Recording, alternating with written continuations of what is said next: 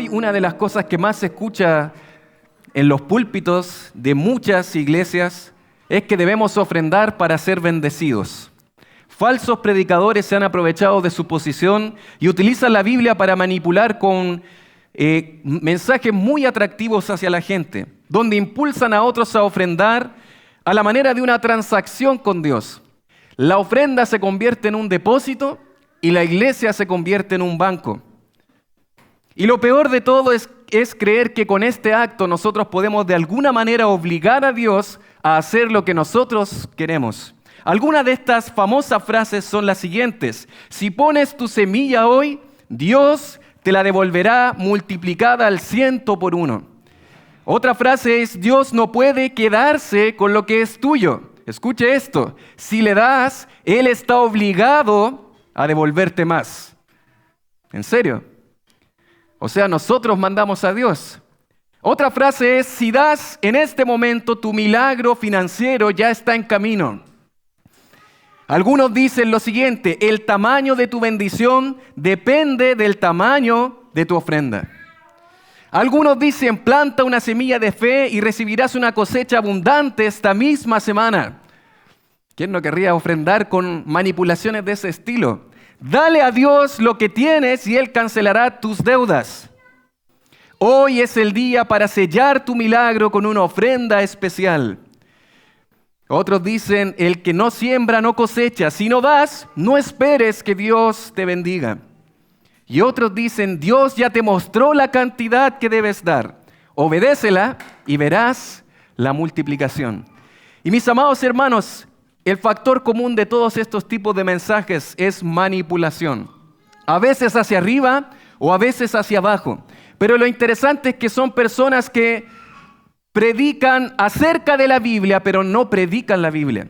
Citan textos bíblicos, pero en realidad no son fieles a la predicación de la palabra de Dios. Y mis queridos hermanos, una de las cosas que nosotros debemos tener claras es que Dios no está obligado a darte nada a ti. Él no está obligado a hacerte rico si tú ofrendas. Él es el Dios soberano y Él determina dar y quitar. Sin embargo, mis amados, todas estas falsas enseñanzas muchas veces nos llevan al otro extremo, a creer que en el ofrendar no hay bendición. Y ese es un poco lo que yo quiero compartir en esta tarde. Evitamos querer caer en esta falsa teología de la prosperidad que promueve todas estas cosas, pero a veces nos vamos al otro extremo creyendo que en realidad no hay bendición cuando ofrendamos. Esto lo hace notar Donald Whitney, que dice: creo que la teología de la prosperidad que es popular en la actualidad es herejía, dice él. Corrompe el evangelio, malinterpreta a Dios y engaña a sus defensores. No creo que si usted ofrenda mucho a Dios, Él lo hará financieramente rico aquí en la tierra. Pero sí creo, dice él, que pasajes en la Biblia nos indican que se darán bendiciones a quienes sean fieles administradores del dinero de Dios. Y eso es, mis amados hermanos, lo que vamos a considerar en el último tema de nuestra serie Ofrendas que nacen del corazón. Y vamos a considerar uno de los textos más mal interpretados por la prosperidad, pero muy ignorado por nosotros. Y vamos a terminar observando en esta serie el tema ofrendar como un acto de bendición. Y le invito a abrir su Biblia en el Evangelio de Lucas, capítulo 6, verso 38, es el texto que vamos a considerar en esta tarde. Y vamos a considerar juntos el tema ofrendar como un acto de bendición. Abra su Biblia conmigo ahí en el Evangelio de Lucas, capítulo 6, verso 38. Vamos a observar solamente un texto y debo decir que en realidad vamos a considerar solamente una frase de este texto, aunque vamos a ver el texto completo, pero el énfasis está solamente en la frase inicial de este texto. Y vamos a observar Lucas capítulo 6, verso 38, y dice así la palabra del Señor: dad y se os dará, medida buena, apretada, remecida y rebosando darán en vuestro regazo. Porque con la misma medida con que medís, os volverán a medir. Es un texto interesante, mis queridos, probablemente de los más utilizados por aquellos falsos predicadores de la prosperidad, pero muy ignorado para nosotros el día de hoy. No sé si alguna vez lo había escuchado, lo había leído. Pero estas son palabras de nuestro Señor Jesucristo. Palabras que muchas veces estos falsos predicadores utilizan para poder manipular y decir algo que el texto no dice. Y es interesante, un hombre llamado Kenneth Copeland, falso predicador de la prosperidad, él dice: tienes en tus manos las semillas de tu futuro. Esto es lo que dice con respecto a este texto.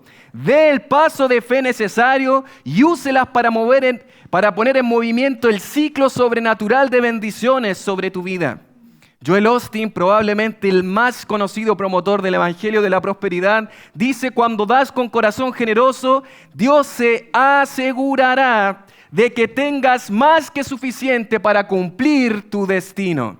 Obviamente, mis queridos, al leer un texto como este, podría darnos a pensar una idea como la que enseñan estas personas.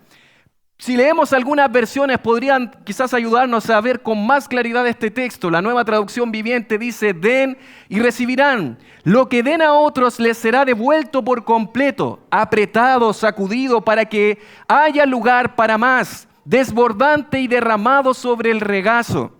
La cantidad que den determinará la cantidad que recibirán a cambio. Mis queridos hermanos, quiero señalar primero, antes de adentrarnos en el texto, 5 cosas que no enseña este texto. En primer lugar, este texto no enseña que al estar en Cristo, al ser hijos de Dios, nunca habrá ningún problema económico en nuestras vidas. Eso no lo enseña este texto. Este texto no enseña que usted, estando en Cristo, sí o sí va a tener riqueza, va a tener economía abundante en su vida. En segundo lugar, este texto tampoco enseña que si tú ofrendas a Dios, Él promete hacerte rico en esta tierra. En tercer lugar, este texto no enseña que Dios está obligado a darme lo que yo quiero tener. No es eso lo que el texto está diciendo. En cuarto lugar, este texto no dice que la mayor motivación para ofrendar es la retribución que recibiremos. Aunque puede haber cierta motivación, que lo vamos a ver más adelante, no está diciendo el texto que esa es la mayor motivación para ofrendar. Y en quinto lugar, este texto tampoco enseña, y escuche esto, que sí o sí Dios te va a dar muchas bendiciones materiales en esta tierra. Y usted podría pensar: yo entiendo eso del pasaje. Yo entiendo que eso es lo que está diciendo, que sí o sí vas a tener abundancia material en tu vida si es que tú ofrendas. Ahora bien, mis queridos hermanos, una de las cosas que usted y yo debemos tener cuidado es que no podemos llegar y tomar un texto como este y desconectarlo del contexto en el cual este texto se encuentra, en el Evangelio de Lucas, y mucho menos desconectarlo de todo el contexto amplio de toda la palabra de Dios. Para interpretar la palabra de Dios, mis amados, debemos recordar algo importante: la Biblia siempre se interpreta a sí misma. ¿Qué significa eso? Yo debo interpretar la Biblia con la Biblia. Y eso me lleva a pensar de que yo no puedo sacar una verdad teológica, doctrinal, esencial, si yo no considero otros textos que me arrojen más luz que este texto. Un error es tomar un texto que es muy oscuro en la Biblia, que tiene una dificultad de interpretación, y tomarlo como una ley o tomarlo como una teología básica de nuestra fe. Nosotros debemos tomar todos los textos que son mucho más claros e interpretar el texto que es un poco más oscuro a la luz de los textos claros. Eso es una regla de interpretación. Mis amados hermanos, una de las cosas que vemos a lo largo de toda la palabra de Dios, y lo hemos considerado en esta serie, es que Dios es soberano. ¿Amén? Él determina dar y quitar. Yo no soy el dueño de Dios, yo no soy el que muevo y hago un gallito con Dios para que Él haga lo que yo quiero que Él haga. Él no es un títere.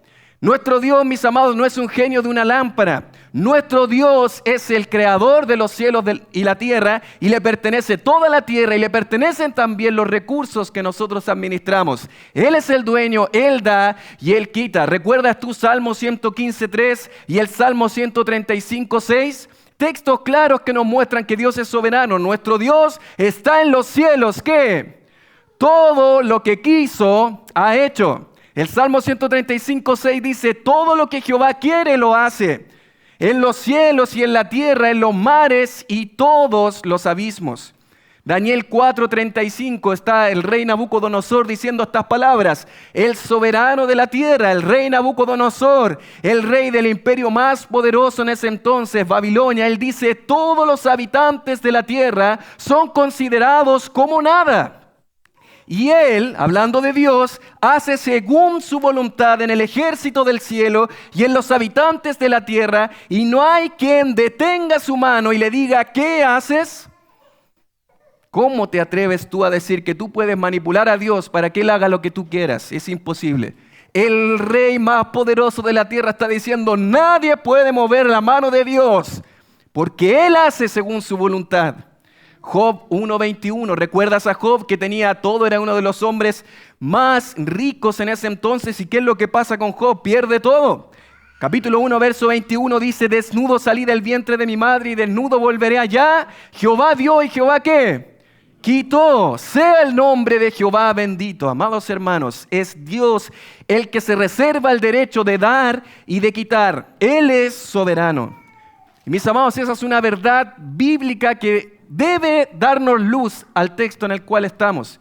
Pero también, mis queridos, el contexto del Evangelio de Lucas nos debe servir para poder entender con más detalle este pasaje. Tú debes recordar que en el Evangelio de Lucas, este escritor de alguna manera nos lleva de manera geográfica hacia Jerusalén. Nos encontramos en una sección interesante después del capítulo 1, 2, 3 y 4, donde Lucas nos hace una antesala del ministerio de Cristo. Nos va a llevar a Cristo de manera geográfica desde Galilea hasta Jerusalén. Al principio, capítulo 4, verso 4, nos va a mostrar el ministerio de Cristo en Galilea hasta el capítulo 9, verso 50.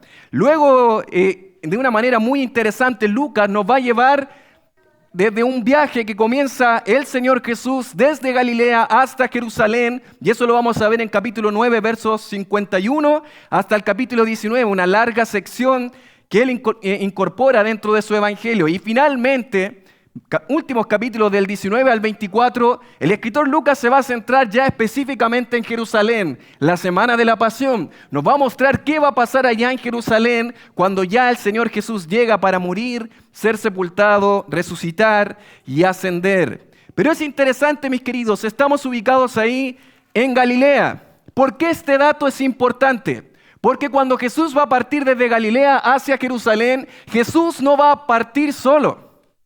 Uno de los énfasis en el Evangelio de Lucas es que Jesús va a ir a Jerusalén, pero tras sí lleva a sus discípulos a Jerusalén. Por eso ese famoso texto, capítulo 9, que nos dice: si alguno viene en pos de mí, niéguese a sí mismo. ¿A qué se refería eso? Bueno, yo voy a Jerusalén. Jesús tenía sus ojos puestos en Jerusalén y sus discípulos debían saber que si ellos iban con Jesús, iban a padecer lo que Jesús iba a padecer. ¿Por qué es importante eso? Porque estamos ubicados en una sección donde el Señor Jesús está dirigiéndose justamente hacia sus discípulos antes del viaje a Jerusalén.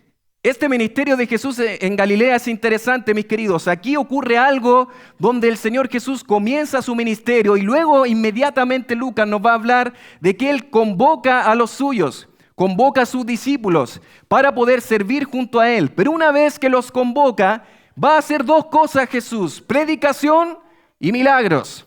Va a hablar y va a hacer. Y en medio de esta predicación es en donde nosotros estamos en este pasaje, Lucas capítulo 6, verso 38. ¿Por qué es importante saber y conocer esto? Porque tú debes recordar que Lucas lo que nos va a mostrar acá es un discurso que hace Jesús que se llama la predicación en el lugar llano. Mire conmigo Lucas capítulo 6, verso 17. Y descendió con ellos y se detuvo en un lugar, ¿qué cosa? Llano. ¿En compañía de quiénes?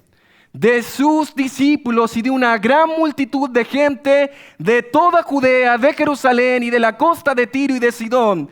Y esto es interesante porque Jesús no está solamente con sus discípulos. Hay otras personas acá, muchas multitudes que ustedes saben que no van a seguir a Jesús, que estaban ahí probablemente por los milagros de Jesús. Hay muchas personas que de hecho Jesús va a denunciar en este discurso. Y podríamos decir que básicamente este discurso se compone de tres cosas: bienaventuranzas, juicios y mandamientos. Las bienaventuranzas tú lo vas a observar desde el verso 17 en adelante, dice el verso 20, y alzando los ojos hacia sus discípulos decía, bienaventurados vosotros los pobres. Luego va a hacer oráculos de juicio desde el verso 24, mas ay de vosotros ricos, porque ya tenéis vuestro consuelo. Palabras de juicio. Pero esto va a cambiar en el verso 27, donde hay mandamientos específicamente hacia sus discípulos. Y dice el verso 27, pero a vosotros. Cuando hay un pero en la Biblia, mis amados, usted debe parar y observar. El Señor Jesús está haciendo un contraste acerca de aquellos a quienes merecen un juicio, aquellos que son ricos, aquellos que no realmente son discípulos de Jesús, pero a vosotros, aquellos que realmente van a seguir a Jesús, sus verdaderos discípulos, los que oís, dice Jesús, distintos mandamientos. ¿Qué mandamientos? Amen a sus enemigos, hacer bien a los que aborrecen, a cualquiera que te pida, dale. Ustedes, discípulos, son diferentes a todos los demás. Ustedes van a seguirme, ustedes deben obedecer a esto y ustedes deben tener una acción diferente con los enemigos. Cualquiera, si alguien hace un favor hacia mí, es fácil retribuirle, es fácil devolverle y es fácil mostrarle amor a alguien que me ama. Pero Jesús dice, ustedes son diferentes. Ustedes, los que me van a acompañar a Jerusalén, van a ser diferentes. Ustedes deben amar como yo amo. Ustedes deben amar a sus enemigos. Ustedes deben amar y mostrar amor unos a otros. Y es interesante que es ahí donde se encuentra nuestro texto. Capítulo 6, verso 38, dad y se os dará. Y debería decir que lo que acabo de leer es en realidad el énfasis de este pasaje. Lo que está después del punto y coma en realidad es una explicación de lo que es ese dad y se os dará. El énfasis está en esta expresión tan poderosa y breve, dar y se os dará. Mis queridos hermanos, lo que hace el Señor Jesús es un maestro, nuestro Señor Jesucristo, para enseñar. Es el mejor pedagogo. Y de manera impactante, en una frase tan pequeña, nos va a entregar una enseñanza muy profunda. Dad y se os dará. Esto es común en las enseñanzas de Jesús, es lo que se conoce como un aforismo. ¿Qué es un aforismo? Es un dicho breve que expresa una verdad generalmente aceptada. Es un dicho breve que tiene una enseñanza profunda. Mis queridos, hay mucha enseñanza detrás de lo que es este aforismo del Señor. Y esto es parte de lo que hace el Señor Jesús. Es interesante que William Shakespeare dijo algo interesante. La brevedad es el alma del ingenio. Significa, mis queridos, que la cualidad de ser ingenioso e inteligente se manifiesta a través de ser conciso y claro en una expresión. Y eso es lo que hace el Señor. De manera muy sucinta, de manera muy sencilla, concisa, el Señor contiene una enseñanza profunda hacia sus discípulos. Esto lo podemos ver en distintos otros aforismos de Jesús. Dad al César lo que es del César y a Dios, ¿qué cosa? Lo que es de Dios. ¿Cuánto poder, cuánta enseñanza hay encerrada ahí? Ama a tu prójimo como a ti mismo. Punto. Eso es un aforismo. No juzgues, ¿para qué? Para que no seas juzgado. El solo mencionarlo da mucho que meditar y pensar. Buscad primero el reino de Dios, ¿y qué cosa? Y su justicia. El mismo Señor Jesús dijo, yo soy el camino y la verdad y la vida. Un aforismo claro, sencillo, pero contundente. Y mis queridos, nosotros acostumbramos a ocupar este tipo de expresiones en nuestra vida. Aforismos que ocupamos en nuestra vida es, por ejemplo, más vale prevenir que lamentar. ¿Cuánto poder hay en esa expresión? El tiempo es oro. 4 palabras poderosas que nos enseñan mucho. Quien mucho abarca, ¿qué cosa? Poco aprieta. Cría cuervos, ¿y qué cosa? Y te sacarán los ojos. ¿Quién no recuerda estas expresiones? Es lo mismo que ocurre con el aforismo que nuestro Señor Jesús nos enseña. Dad y se os dará.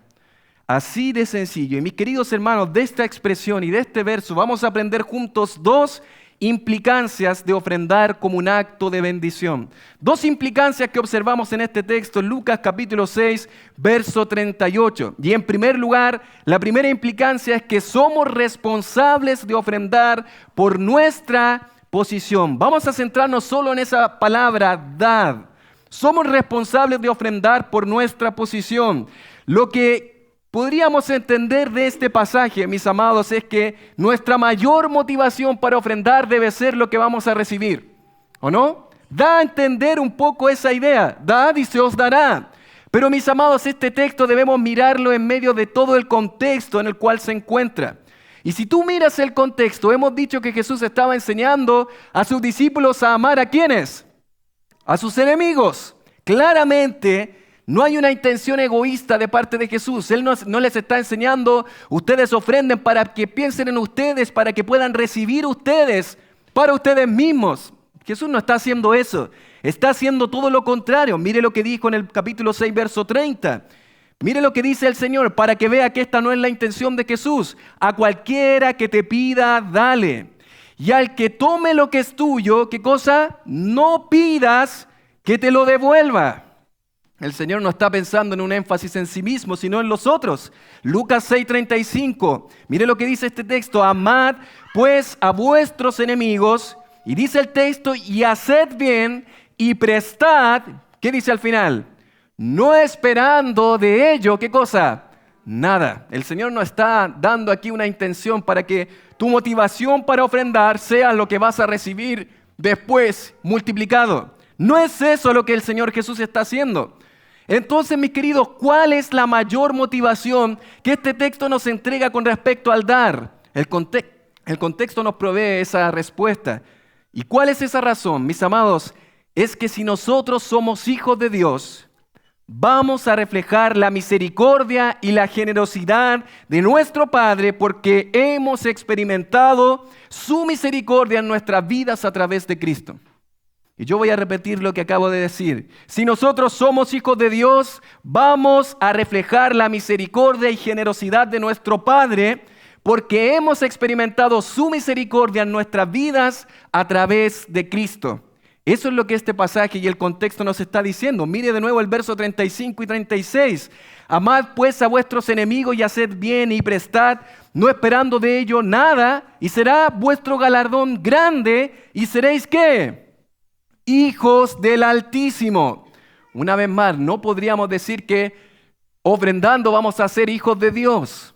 Mis queridos, una vez más, estos textos tenemos que verlos a la luz de toda la revelación y a la luz de textos que son mucho más claros, que nos muestran claramente que no somos salvos por obras, sino por la gracia de Dios. Amén. No somos salvos por hacer algo ni por ofrendar. El texto no nos está diciendo que al ofrendar van a ser hijos del Altísimo. Está diciendo lo contrario. Cuando tú ofrendas estás mostrando una obra que evidencia que eres hijo del Altísimo.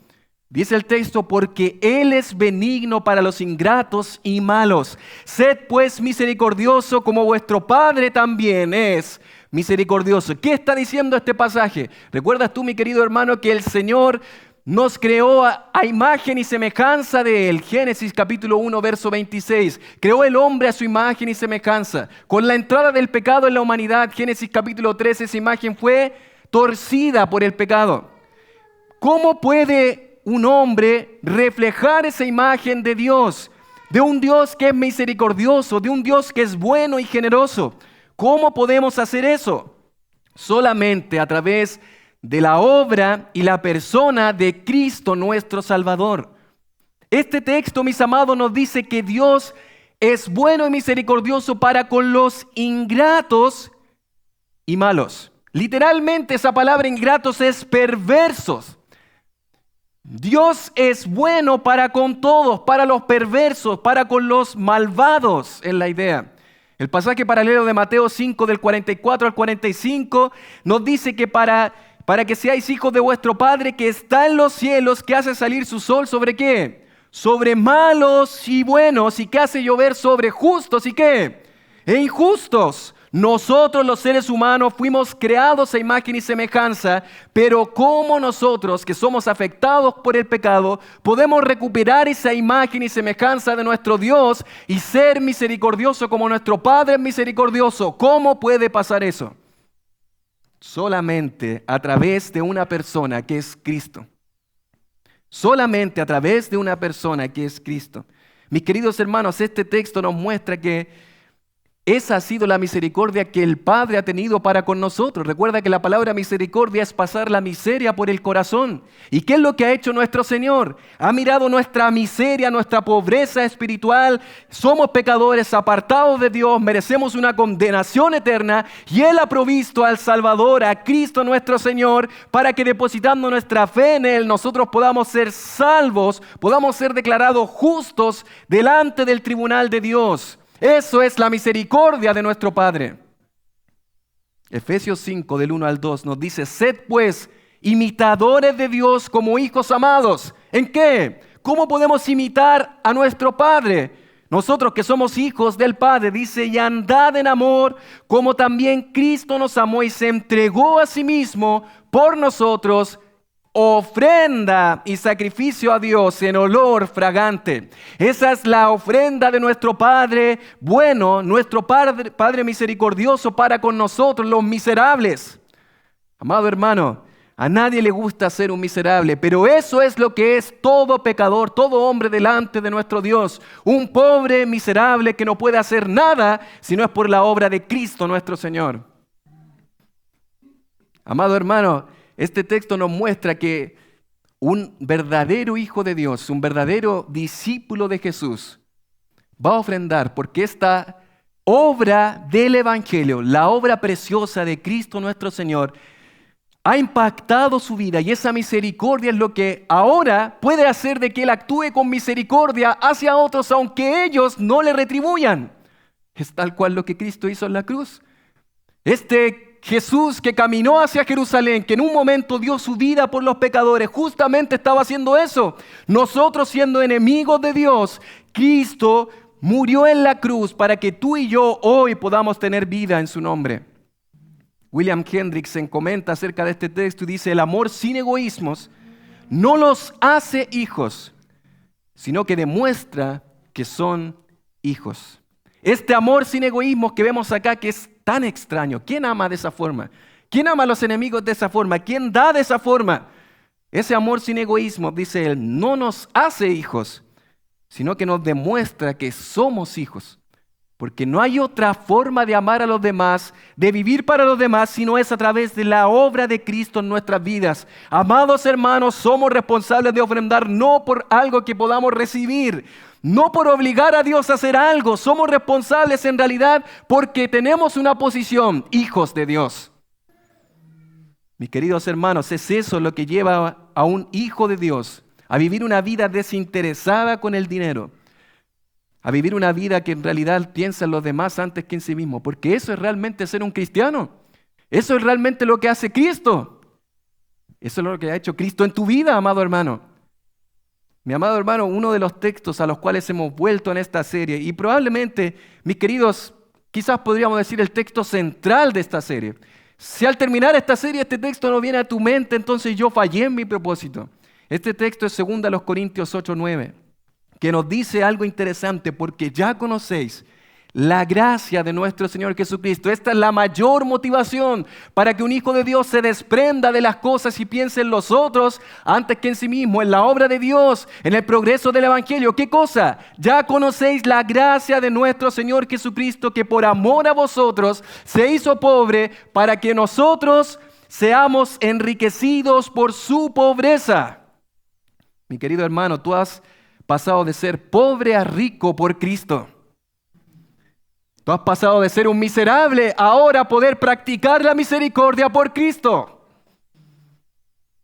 Mi amado hermano, si eso no te lleva a vivir una vida diferente en cuanto al dar, entonces yo no sé qué cosa podría realmente impactar y cambiar tu corazón, si no es la obra del Evangelio. Mis queridos, no es una imposición, no es una obligación, no es algo que nosotros hacemos para manipular a Dios. Es algo que hacemos en respuesta a esta obra preciosa que Dios ha hecho por nosotros a través de Cristo. Ahora bien, tal como hemos dicho, el hecho de reconocer que las bendiciones que existan al ofrendar no sean la motivación más importante. No podemos negar, mis queridos, que sí las Escrituras nos enseñan que cuando ofrendamos somos bendecidos. Y eso nos lleva a la segunda implicancia de ofrendar como un acto de bendición.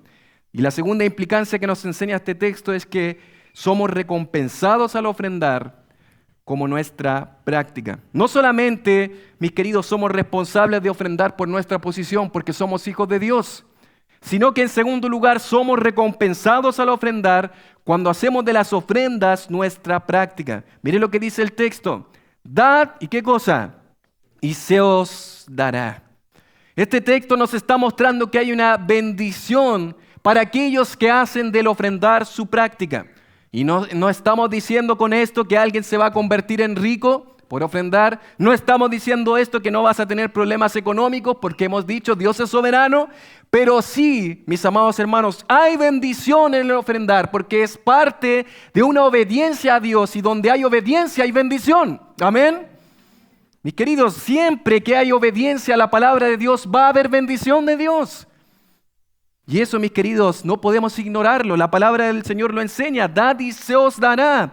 Medida buena, esta es la explicación. ¿Qué cosa se os dará? Medida buena, apretada, remecida y rebosando darán en vuestro regazo, porque con la misma medida con que medís, os volverán a medir. Mis queridos hermanos, esa expresión de y se os dará es una expresión de regalo, de bendición de parte de Dios. Dios bendice, Dios regala, Dios provee a aquellas personas que hacen de esto su práctica en su vida. Mis queridos hermanos, es interesante porque podríamos pensar ahora, según este texto, ¿cómo Dios bendice?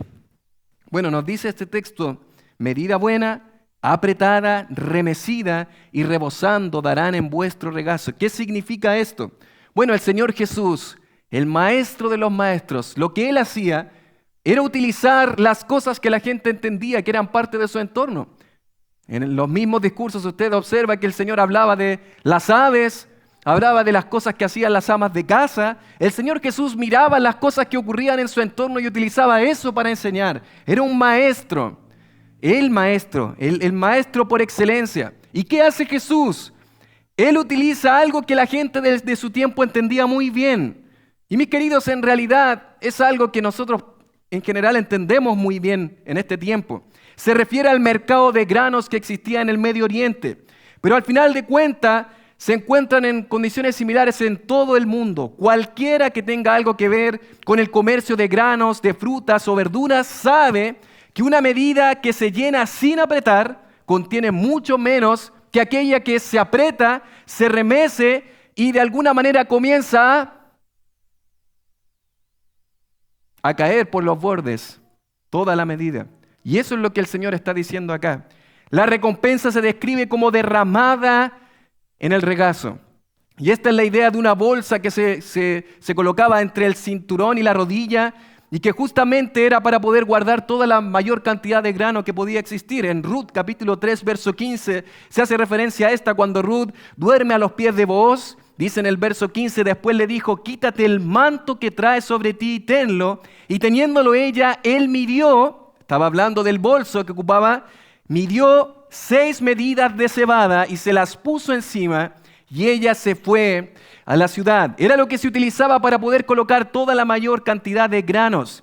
Lo que este texto dice es que si tú das de manera generosa, no pensando en ti, en realidad como dice este texto, en respuesta a lo que Dios ha hecho en tu vida como discípulo de Jesús, si das de manera abundante y generosa, sabes que el Señor te va a bendecir de manera abundante y generosa.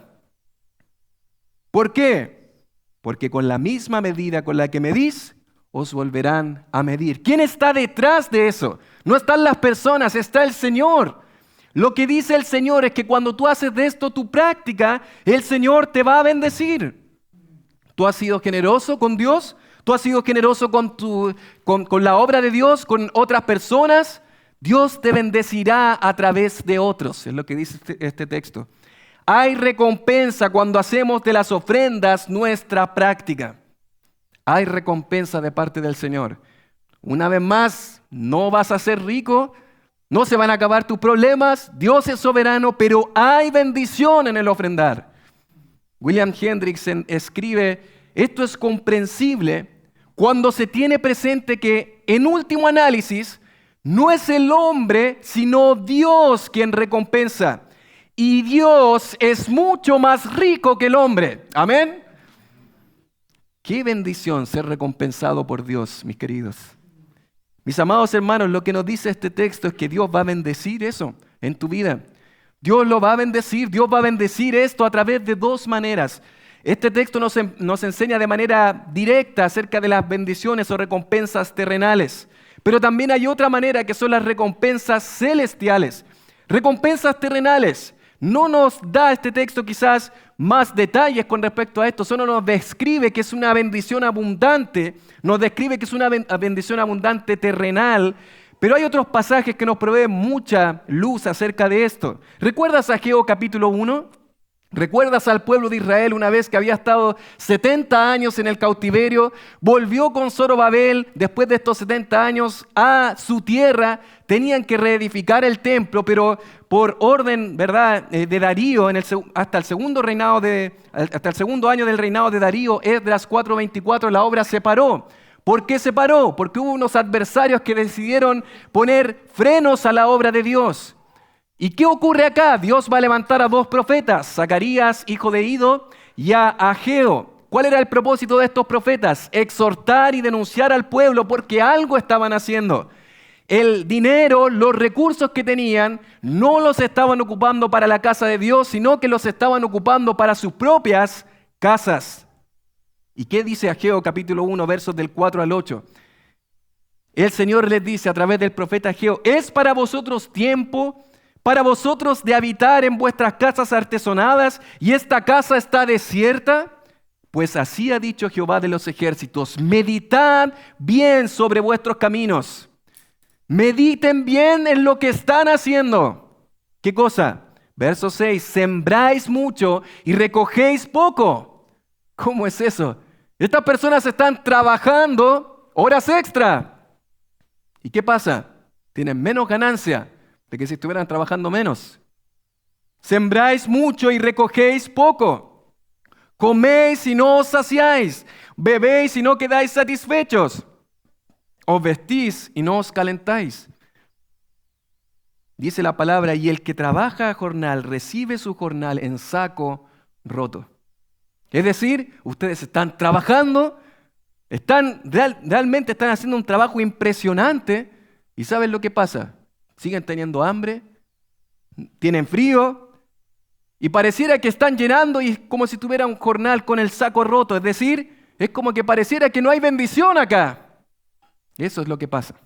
¿Qué estaba pasando? Estas personas, por no poner a Dios en primer lugar, saben que no tenían la bendición de Dios. No había bendición de Dios ahí, no estaba la mano de Dios ahí.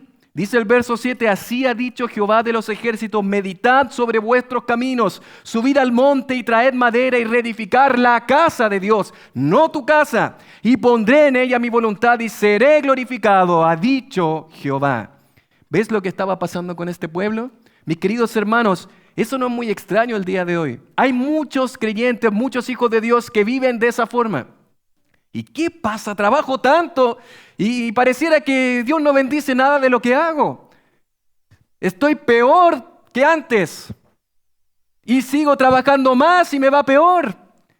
Trato de generar más recursos y no tengo bendición de Dios. ¿Qué está pasando acá? ¿Saben lo que pasa? Es que Dios no está en el primer lugar en tu vida.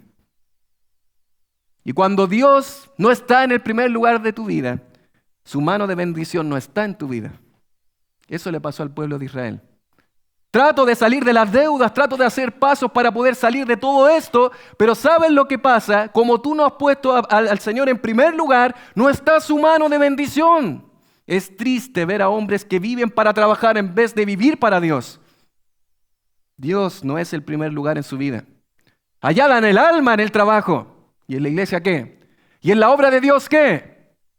En la obra de Dios nada. Porque no está tu corazón en Dios. Tu prioridad no es Dios. Tu prioridad no es la obra de Dios. Mi querido hermano, yo creo que es un buen momento para preguntar, ¿qué lugar ocupa Dios en tu vida? ¿Qué lugar ocupa Dios en tus finanzas? Porque es probable que muchos de tus problemas hoy existen porque no le has dado a Dios ese lugar que le pertenece a Él. Hay un saco roto, pareciera que no hay bendición, pareciera que en realidad te está yendo peor que antes. ¿Por qué? Porque Dios no ha ocupado el lugar que Él merece en tu vida. Porque sabes que el dinero no murió por ti en la cruz. Fue tu Señor. Mi querido hermano, ¿crees que Dios no va a ser agradado cuando lo coloques en primer lugar? ¿Acaso crees que Él no te va a bendecir cuando des generosamente para su obra y para las necesidades de otros? ¿No crees que Dios se va a alegrar con eso? ¿No crees que Dios te va a bendecir y va a abrir su mano hacia ti? Mis queridos, Dios alaba la generosidad porque cuando lo hacemos nos parecemos a Él, hijos del Altísimo. Dios alaba, Dios se contenta, Dios se alegra cuando somos generosos con otros. Amado hermano, donde hay ofrendas que nacen del corazón, un corazón dispuesto y entregado a Dios, ¿saben lo que va a haber? Bendición de Dios. Va a haber bendición de Dios. A veces no sabemos de qué manera va a ser esa bendición, pero va a haber bendición. Proverbios 3 del 9 al 10 dice, honra a Jehová con tus bienes y con las primicias de todos tus frutos, hónralo a Él, que Él sea lo más valioso, dale a Él ese lugar. Señor, tú eres más importante para mí que el dinero, yo te amo más a ti. Y ¿sabes qué dice el verso 10? Y serán llenos tus graneros con abundancia y tus lagares rebosarán de mosto. Los proverbios no son promesas, son generalidades. Pero generalmente, ¿sabes lo que pasa? Que Dios abre su mano de bendición cuando yo honro a Dios. Honra a Dios. Honra a Jehová. Honra a Jehová. ¿Y sabes qué vas a ver? La bendición de Dios en tu vida. Generalmente, mis queridos, el que honra a Dios con sus bienes va a tener bendición de Dios. Proverbios 11:25, el alma generosa, ¿será qué? Prosperada, no va a ser rica, pero va a tener bendición de Dios. Va a ser prosperada y el que saciare, él también será saciado. En el Nuevo Testamento, 2 Corintios 9:6 nos dice, el que siembra escasamente también segará, ¿qué cosa? Escasamente. El que siembra generosamente también segará generosamente. Ahora, mis amados hermanos, cuando hablamos de esta bendición terrenal, no necesariamente o no únicamente hablamos de bendición material. Son bendiciones que ocurren en esta tierra, pero pueden tener múltiples formas. No es solamente el aspecto económico, hay muchas otras bendiciones que Dios generosamente puede darnos. Dice el pastor MacArthur, el sembrar abundantemente no siempre resultan riquezas materiales, como enseñan los falsos maestros de la prosperidad. La bendición de Dios puede manifestarse en gozo, paz, fruto espiritual, relaciones restauradas o provisión suficiente para seguir siendo generosos. La promesa no es que el dador se hará rico, sino que nunca carecerá de lo necesario para seguir compartiendo con otros. ¿Qué puede incluir esto en nuestra vida? Mayor gozo, mayor contentamiento en las circunstancias que estamos viviendo. Quizás no voy a tener más recursos, pero voy a tener mayor contentamiento. Puede ser mejor salud o capacidades intelectuales, puede ser mejor capacidades para poder trabajar, puede ser más recursos económicos, puede ser mejores oportunidades de trabajo, puede ser paz en nuestras relaciones con los demás, mayor gratitud por las cosas que tenemos y que Dios nos permite administrar. Todo esto, bajo la soberanía de Dios, Él podría regalarlo cuando somos generosos. Amado hermano, esa es la mano de bendición de Dios en nuestra vida. Warren Wiersbe dice algo interesante: la cosecha que recibimos al dar no siempre es dinero en retorno. Puede ser una cosecha de gozo, de paz, de amigos fieles o de crecimiento espiritual. Dios nos da para que podamos seguir dando, no para que acumulemos riquezas para nosotros. Qué linda expresión. Dios te puede dar más para que tú sigas dando más, para que tú sigas siendo fiel, para que tú sigas pensando en las necesidades de los demás. Pero sabes que esto incluye también bendiciones celestiales. Y es interesante porque aunque el texto de Lucas 6:38 nos habla de algo muy práctico y básico, bendiciones en esta tierra, sabes que la misma palabra del Señor nos muestra que hay bendiciones celestiales cuando hacemos de las ofrendas nuestra práctica en nuestra vida. Mateo 6 del 19 al 20, ¿qué nos dice?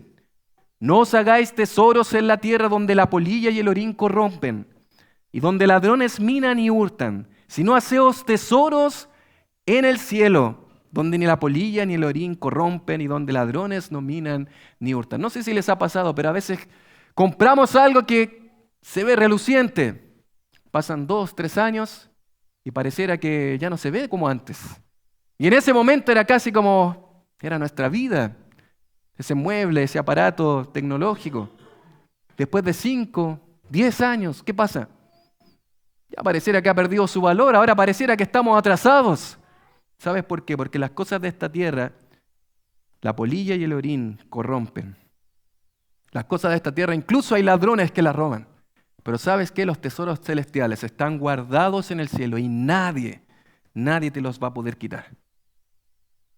Nadie puede quitar eso. Por eso, mis queridos hermanos, muchas veces se ha dicho con respecto a esto que en realidad lo que hacemos es invertir en el cielo. Es invertir en lo eterno. ¿Sabes que Dios acá, a través de Jesús, hablando estas palabras en Mateo 6, en Lucas 12, Él no está hablando de algo que en realidad fuera como malo, invertir en lo terrenal? No sé si te llama la atención, lo que el Señor está diciendo es que es mucho mejor, mucho más favorable para ti invertir en lo celestial. Eso es lo que Jesús dice. Mis queridos, lo que el Señor hace en nuestra vida en realidad es que cuando yo pienso en Él y en su obra, poco a poco el Señor comienza a darnos tesoros celestiales. Ahora no los vemos, ahora no los dimensionamos, pero en la gloria y en la eternidad están ahí guardados y nadie, ningún ladrón los puede tocar. Nadie puede hacer daño de ellos. No se van a desgastar, están guardados en tu casillero celestial, que están en la gloria. Randy Alcorn, en su librito del principio del tesoro, dice: el argumento básico de Jesús en contra de la acumulación material no es que sea inmoral, sino que es una mala inversión. Y esa es la idea. No es que sea algo necesariamente malo, es que en realidad estás invirtiendo mal. Porque cuando tú piensas en Dios y en su obra, ¿sabes lo que pasa? En realidad estás invirtiendo en lo que jamás se va a perder. Incluso, mis queridos, la bolsa de valores podría caer y podríamos perder muchos de los ahorros que algunos tienen. Pero allá en la gloria eso no se va a acabar. Mis queridos, un ejemplo de esto es como si supiéramos que el próximo año se va a utilizar una nueva moneda en nuestro país. ¿Qué es lo que pasaría? La moneda que utilizamos hoy, el peso chileno, poco a poco lo dejaríamos de usar. ¿Por qué? Porque diríamos, bueno, esto ya no tiene mucho sentido, porque ¿para qué voy a acumular tanto de este peso si en realidad necesito con la otra moneda, la que viene? Eso es lo que dice Jesús. Los tesoros de esta tierra se van a quedar acá. Invierte en lo que viene allá, en el cielo. Hay bendición celestial, mis queridos, cuando Dios ocupa el primer lugar en nuestra vida. Cuando tú ofrendas a un hermano, cuando tú ofrendas para la obra de Dios, estás invirtiendo en tesoros celestiales. Y esto no quiere decir, mis queridos, que el ahorrar no sea algo bueno, que el Señor también honra, como lo vimos también la semana pasada. Pero obviamente aquí está hablando del acumular tesoros en esta tierra, en desmedro de invertir en la obra de Dios.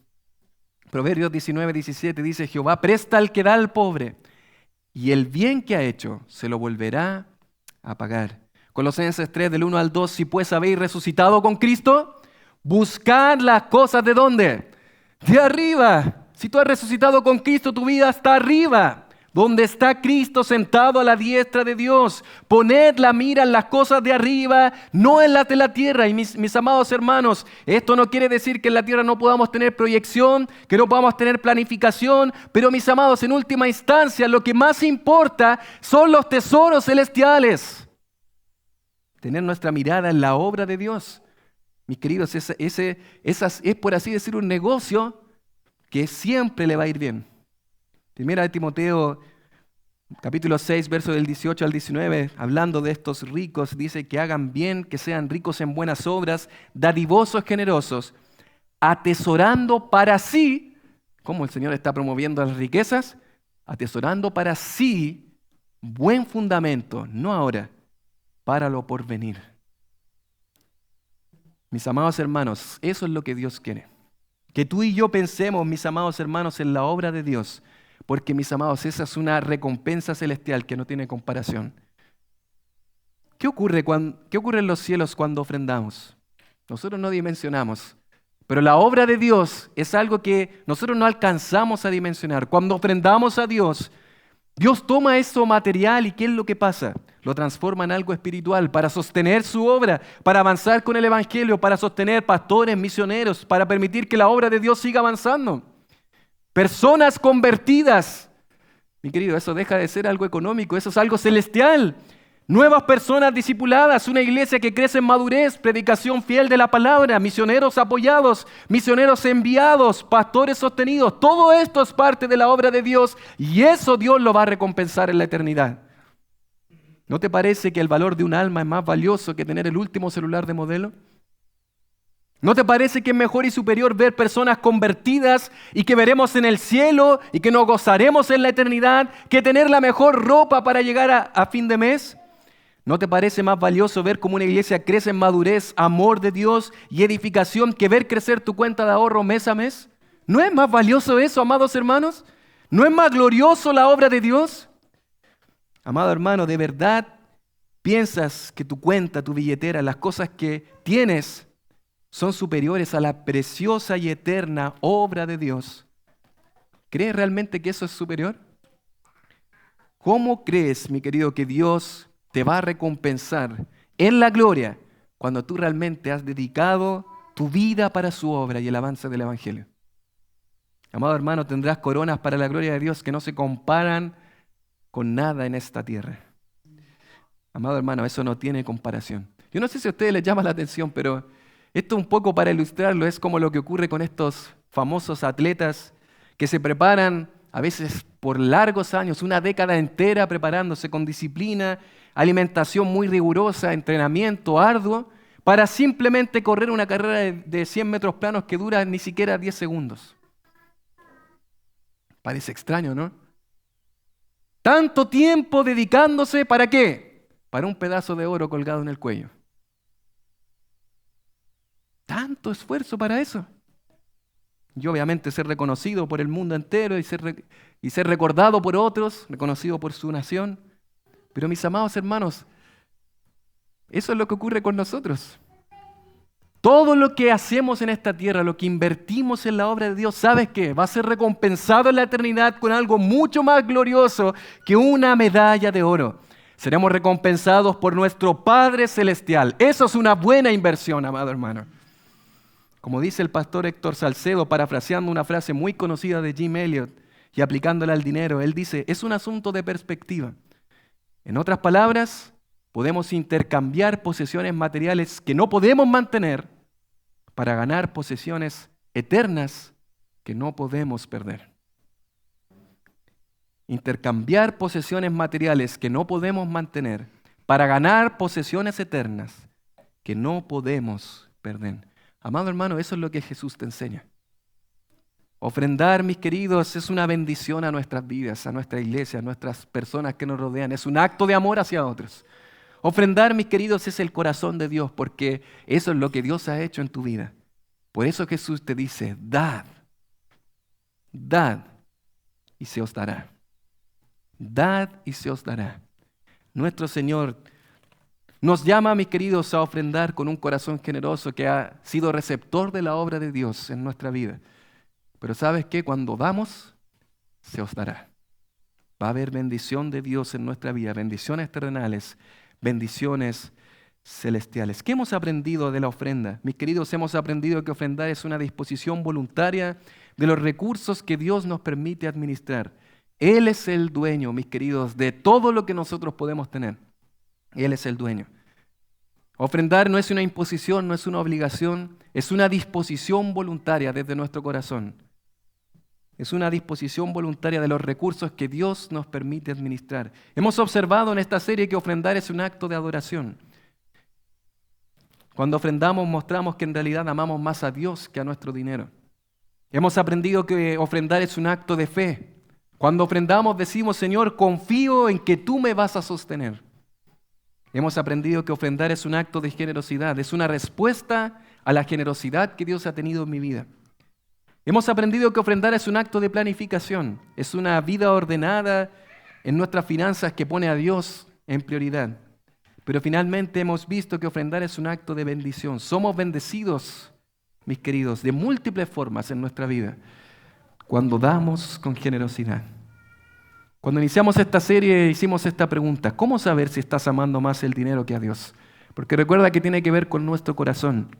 ¿Cómo saber si en realidad estás amando más el dinero que a Dios? Y déjame decirte que estas mismas 5 preguntas que hicimos al comienzo de esta serie, yo voy a repetírtelas hoy. ¿Estás dispuesto a pecar para ganar más? Ese puede ser un gran indicador de que amas más el dinero que a Dios. ¿Cómo está tu nivel de contentamiento? ¿Cuánto disfrutas? ¿Cuánta satisfacción hay en lo que Dios te ha dado? ¿Cómo manejas los extremos económicos? Cuando tienes muy poco, hay quejas delante de Dios. Cuando tienes mucho, te jactas de lo que tienes. ¿Te gusta ostentar lo que tienes? Y finalmente, ¿te cuesta dar y ser generosos? Mis amados hermanos, esas son preguntas que todo hijo de Dios puede hacerse cuando se trata de las ofrendas. Mis amados hermanos, las ofrendas es una respuesta en nuestra vida a lo que Dios ha hecho a través de la persona de Cristo. ¿Ha sido generoso Dios contigo? Amado hermano, yo creo que si nosotros empezamos a pensar en la obra de Dios, tan solo la obra del Evangelio, Dios ha sido muy generoso con nosotros. ¿Y cuántas otras cosas Dios ha añadido día a día? Porque Él sigue siendo bueno, porque Él sigue siendo misericordioso, porque Él sigue siendo generoso. Cuando murió John Rockefeller, un empresario muy rico en Estados Unidos, un multimillonario, le preguntaron a su secretario cuánto dinero había dejado el señor Rockefeller en esta tierra. La respuesta del secretario fue interesante. Él dijo: lo dejó todo. Mis queridos, esa es la realidad de todo ser humano en este mundo. Amado hermano, todo lo que acumules en esta tierra se va a acabar un día. Lo que tendrás como resultado es un desperdicio, algo que quedará en esta tierra. Pero si tú inviertes tu vida en lo eterno, en la obra de Dios, sabes que todo eso está guardado en la gloria. Tendrás tesoros celestiales que nada ni nadie te puede quitar. Amado hermano, ¿a quién amas más? ¿Al dinero que te promete placeres de esta tierra y que siempre falla?